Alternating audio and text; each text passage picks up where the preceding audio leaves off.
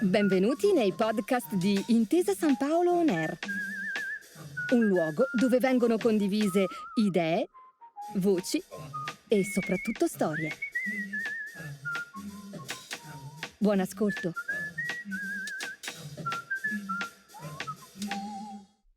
Milano, Napoli, Torino, Vicenza. 4 città unite tra loro da altrettanti palazzi storici, le Gallerie d'Italia, che custodiscono il patrimonio artistico di Intesa San Paolo e che ospitano ogni anno mostre temporanee dedicate alle diverse correnti artistiche. Io sono Elisabetta Scarano e questo è Nove Artisti. Bentornati! Nella puntata precedente vi abbiamo raccontato di Giovanni Segantini. Oggi invece vi parleremo di Giovanni Sottocornola, altro grande pittore della seconda metà del nostro Ottocento. Giovanni Sottocornola nasce nel 1855 a Milano. Di famiglia operaia, per l'improvvisa morte del padre è costretto, in giovane età, a prendersi cura della numerosa famiglia lavorando come garzone presso la tesoreria. Nel 1875, a 20 anni, si iscrive all'Accademia di Belle Arti di Brera, dove fino al 1880 frequenta i corsi del maestro Giuseppe Bertini. Qui conosce i compagni Gaetano Prediati, Emilio Longoni e Giovanni Segantini, col quale instaura un rapporto di forte amicizia. Nel 1882 esordisce all'esposizione annuale di Brera e in questa prima fase della sua attività pittorica si dedica principalmente alla produzione di ritratti e nature morte di gusto verista. Nel 1883 sposa Luigia Carati e 2 anni dopo nasce la prima figlia, Anita, protagonista in numerose opere, seguita da Maria, da un bambino e Giuseppina, entrambi morti in tenera età. Nel 1885 espone all'Accademia. L'anno successivo alla prima mostra della Società per le Belle Arti ed Esposizione Permanente di Milano. Nel 1889 arriva a Montevideo, ad una mostra organizzata dal mercante milanese Alessandro Zorzi.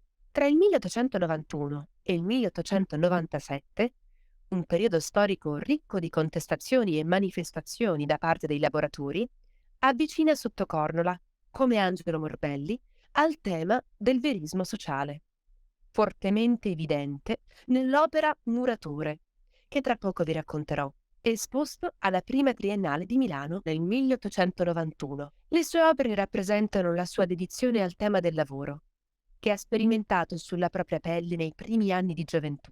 Negli anni successivi al 1898 abbandona la tematica della pittura a sfondo sociale e torna a dedicarsi al ritratto e alle scene di genere ispirate agli affetti familiari, con soggetti principalmente femminili, riprodotti secondo la tecnica divisionista sul modello della pittura dell'amico Giovanni Segantini. In questo periodo sono frequenti i soggiorni nelle prealpi lombarde e sulle montagne della Valassina. A partire dal 1900, presso il suo studio milanese di via Milazzo, opera una propria scuola privata e si occupa, in qualità di restauratore, degli affreschi di Bernardino Luini nella chiesa del Monastero Maggiore di Milano e della chiesa di Sant'Antonio di Milano. Dal 1910 fino all'anno della sua morte, nel 1917, Sottocornola si dedica alla riproduzione di scene agresti, sul modello della pittura di Giovanni Segantini, il principale esponente divisionista. Ma perché ricordare questo artista? Perché la necessità di pittura di Sottocornola, con i suoi toni chiari in controluce, ci rivela con acuta resa psicologica l'animo dei suoi soggetti.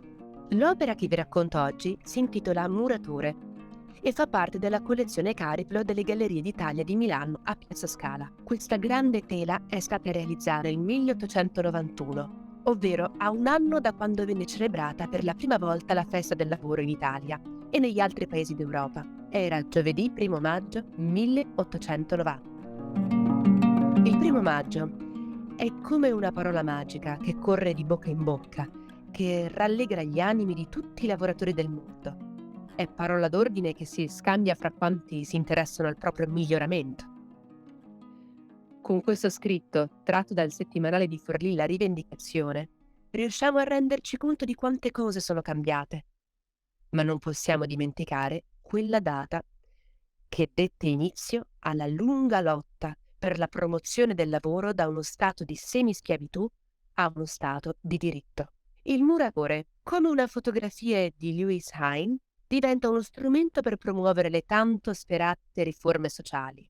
Diventa un grido, un manifesto, ancor prima del quarto stato di Pellizza da Volpedo, ideato e ultimato più tardi, nel 1901. L'opera si sviluppa in verticale e il protagonista indiscusso è un semplice muratore, che vediamo seduto di profilo, con le gambe accavallate. Il suo sguardo è rivolto a noi. Non lo vediamo mentre lavora, anzi, interrompiamo il suo breve momento di riposo.